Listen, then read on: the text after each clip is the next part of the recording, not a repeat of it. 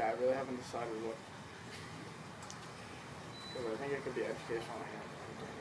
Well, I think that's what it should be, probably. Like it should be both of those things. Like you come there for something that's entertaining and you get educated. I feel like it's probably gonna, or you're trying to get educated by something and then you accidentally get entertained too. You know, or that's how you're gonna keep people wanting to come back. Is if you have like a good combo playing the line of both of those things.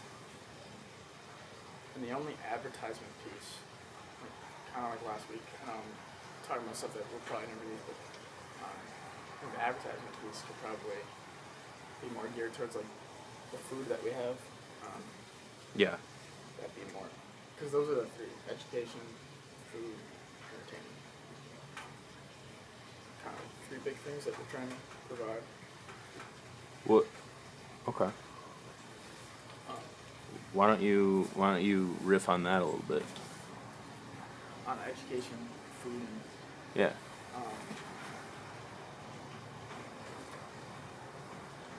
we, those are just things that we think that everyone likes, or at least appreciates. So those are the three. I mean, it's a place that's set up pretty well to grow food, distribute food.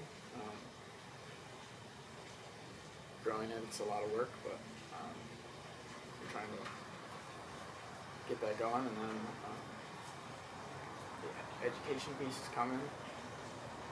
It's in the works, but just like it's good for both teachers and the kids learning. I think to just have a diverse kind of community of older people, younger people, and they can learn from each other. Honestly, a lot. And if it kind of always comes around food, like we can have good experiences, grow food, eat food together. I think that's kind of cool. And then the entertainment piece is like that's entertainment in itself, but like next level entertainment, like where you come in, it's kind of like a place, like a destination, like to see it, like art, things growing, from active place, people are happy, and just a very upbeat place. It's kind of a goal. So. For a lot of good reasons. But, Tell me the story again about when you thought of that as a DJ booth. And oh, yeah. you came here, you sat down, and you were just thinking. Mm-hmm. Yeah. I would like kind of just chill here in the mornings, and that office wasn't being used at all, so I was kind of just like, well, I'm a DJ, I could have a small concert or something, keep going.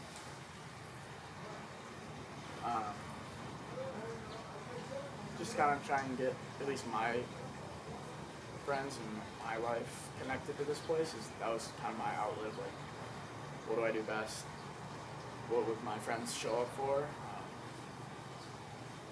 Because I don't know how you'd be like, hey, if you want to go to the farm, people are like, what are you going to do at the farm? But it's like something that they can relate to. Like, hey, you want to go to a concert? It's like, yeah, I want to go to a concert. And then they get introduced to the farm, they're like, that place is sick. I want to. Then they know. But it's kind of just like it's passion, I guess, is the short answer. It's something that excites me, which makes it easier for me to be motivated to keep working and like. When you can find that, you can get into like a rhythm of just like when you're working towards a concert or working towards something that you're just like crazy excited about. It feels like everything just becomes a lot easier, and you can get more done in a day than you have in a year just because you're doing something you're passionate about. You know, boom, you just made a music festival, or you just grind it and just like follow through. I think a lot of things you gotta just stick with it when it gets hard. I'm getting all motivational now. I'm not a motivational speaker, but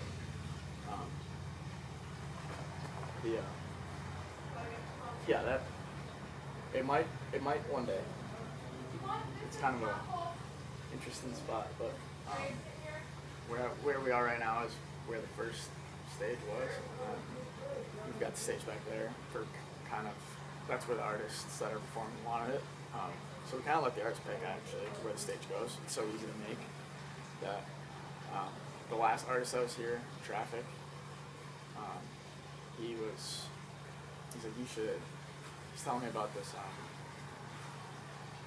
this bar that I think it's like gosh, I'm blanking on the name, but they'll put like a stage in the middle, randomly in the middle of someplace, and then people are just like walking around the stage, and the DJ's playing or something like that.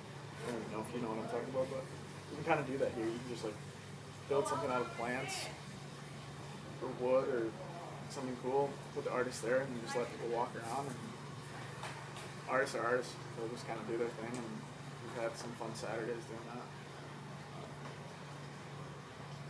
Tell me about your history with this place when you were growing up. Yeah, so I can't remember the first time I ever came here, but I think it was like 10 or 11. And I just remember like Silver Spring would be lined with cars, and they'd have a farmer's market outside, and they'd usually do tours. You pay for a tour, and they take you on a tour, and they tell you a bunch of cool stuff about plants growing and compost, goats, bees, fish, you name it. So as a little kid, like, you come in, you see that place, you're like, oh, that's a cool place. And you know, I grew up in Milwaukee. I always knew about growing power, and then I've been connected with Will because back in the day, they were going to do a fish farm, and then a bunch of fish died. I think it wasn't very profitable, but my dad and Will have been in business together for a while, trying this urban egg thing, trying to figure it out. And so I went to school, and it was kind of on the back of my mind, and I ended up studying for it. And then when Growing Power went under, they had, like, I wasn't at the meeting, but they had a meeting of people that were very passionate about Growing Power, that really liked what it was doing.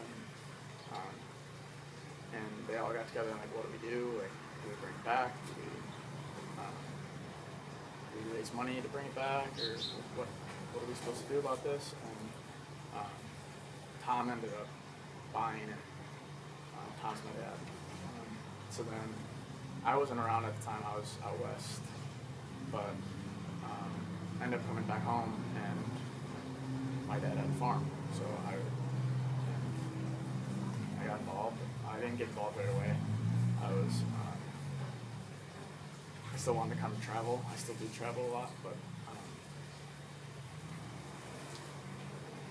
slowly got involved, and now I started a company to kind of just help the place wherever I can.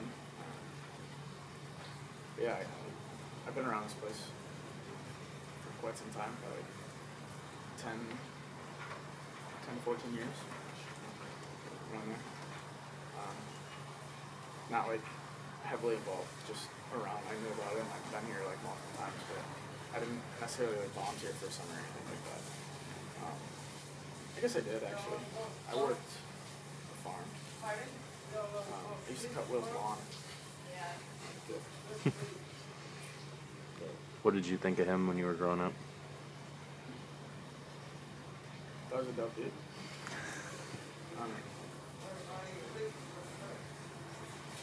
Yeah, it was fun cutting his lawn because he had strawberries. I'd pick strawberries and he'd cut his lawn. Where's that? Like, what neighborhood is that? I won't drop his address, but Oh, no. What? Oak Creek. Oak Creek. So yeah, I mean, Pretty far from here. what's that? It's pretty far from here. A little bit. A little bit. But yeah, I mean, so I guess I've been friends with this place with Will for a while.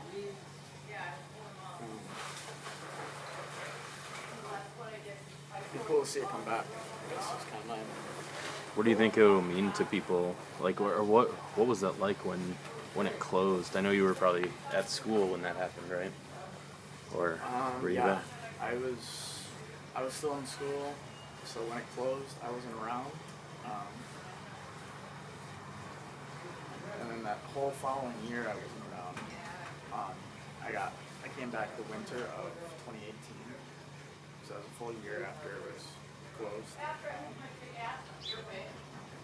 But we've had past employees come and share stories with us, and we've had people who used to come here all the time would like show up and they'd ask questions and kind of tell us about what was going on.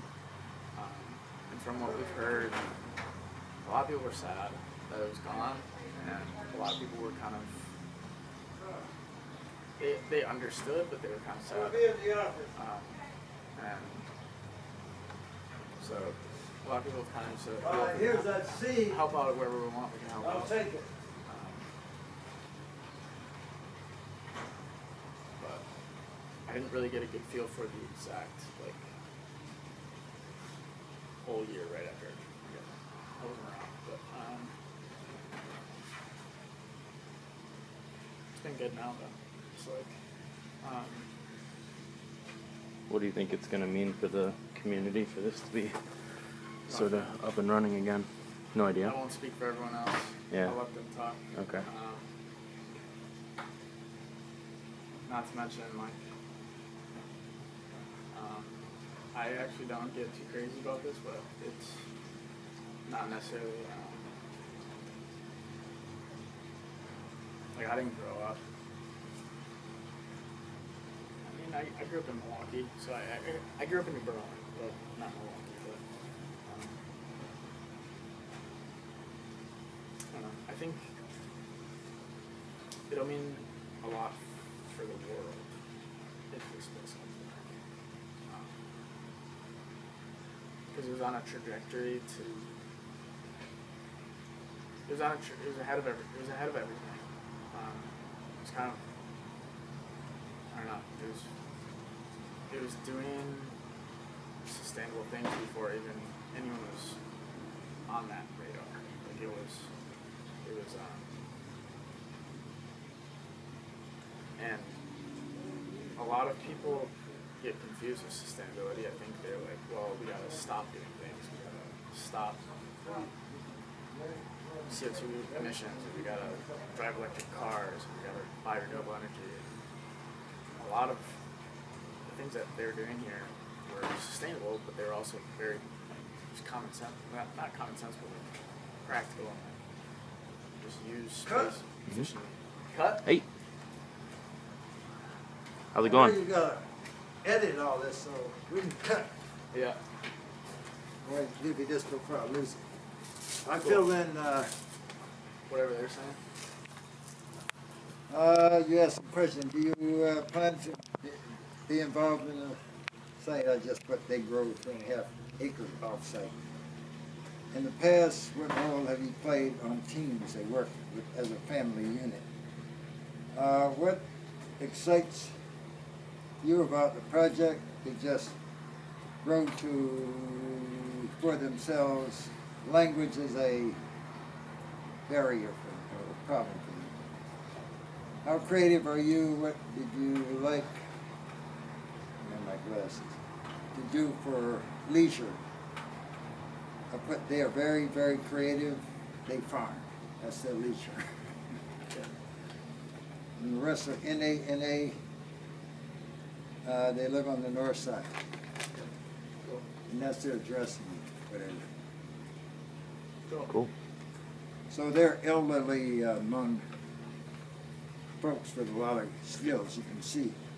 They can grow in little tiny cubicles. Each one of those trays hold like 200 plants. Yeah, they've got probably 2,000-3,000 plants in here right Way more than that. now. Really? Try about 10,000. Seriously. They've got so many plants, it's ridiculous.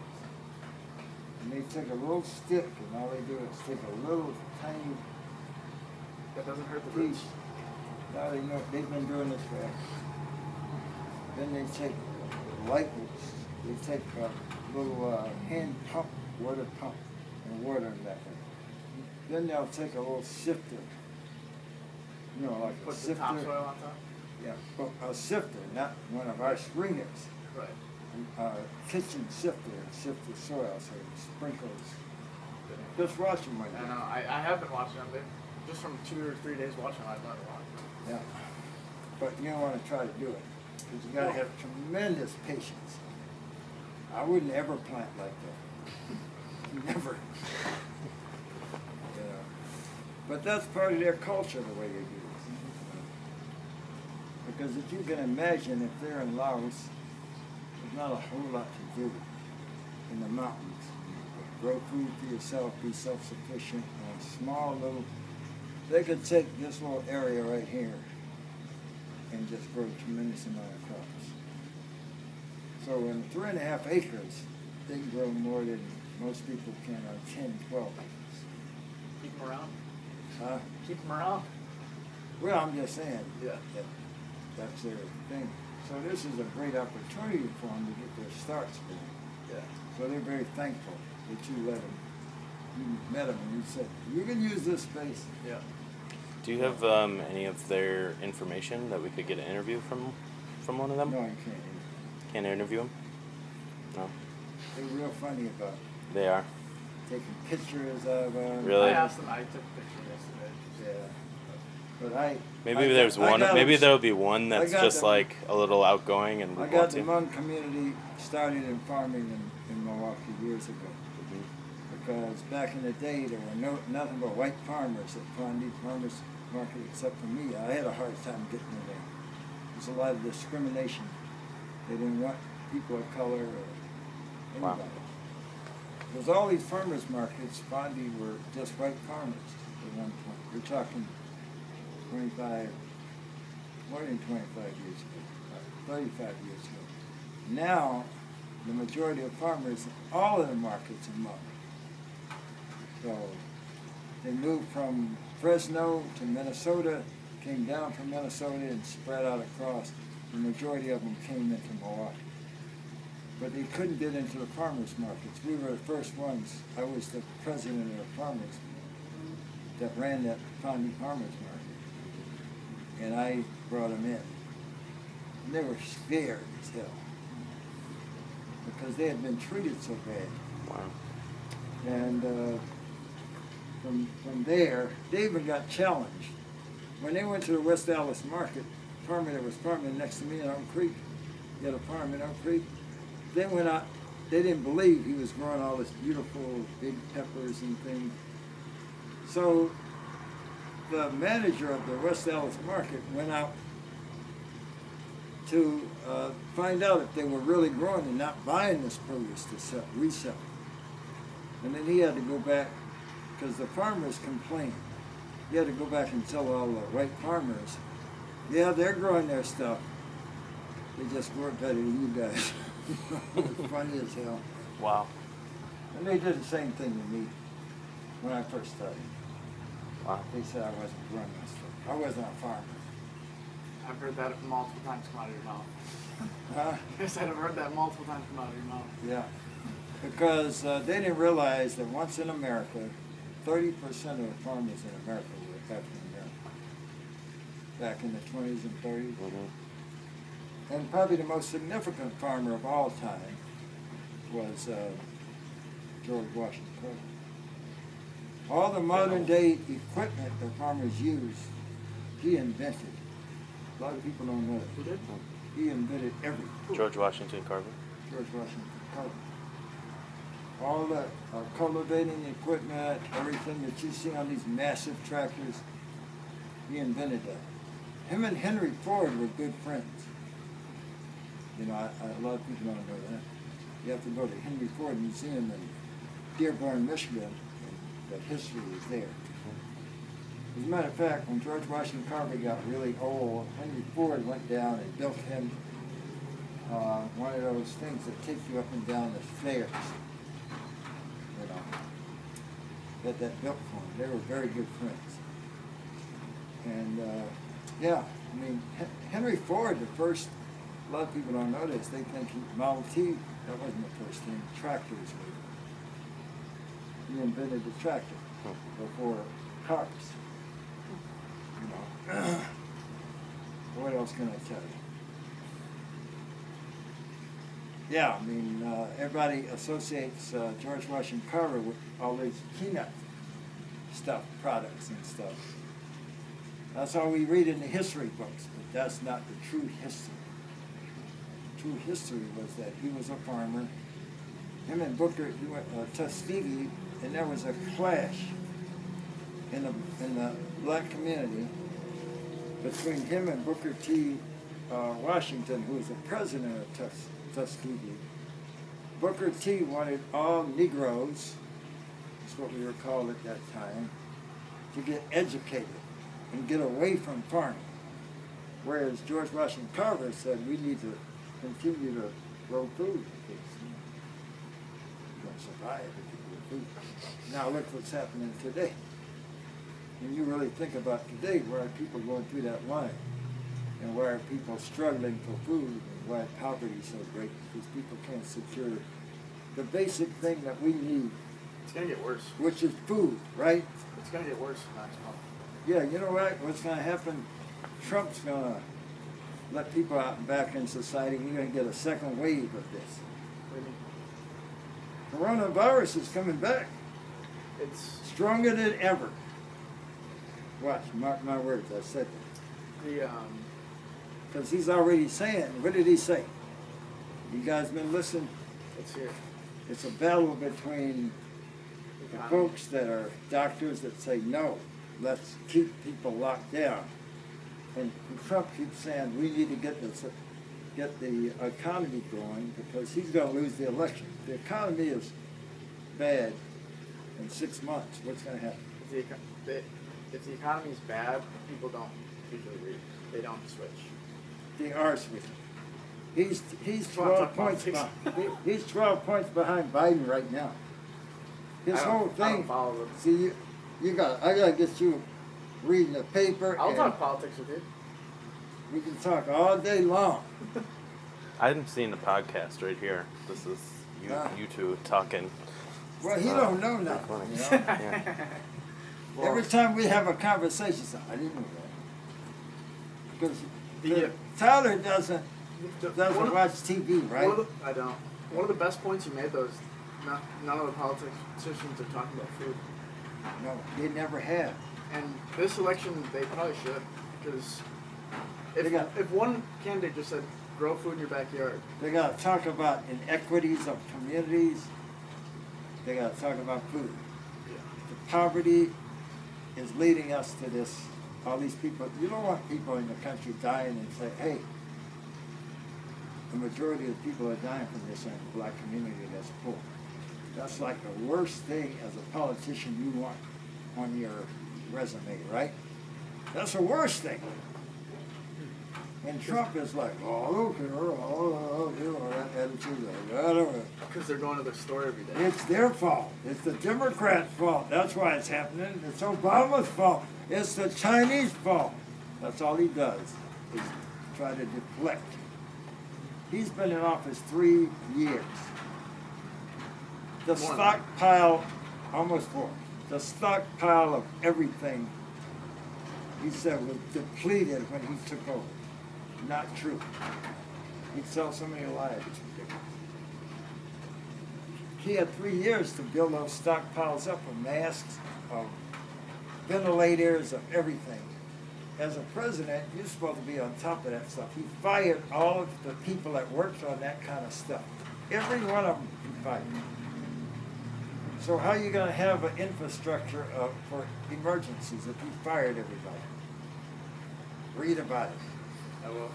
Read about it. The thing, though, with the poor communities is because they have to go to the store every day.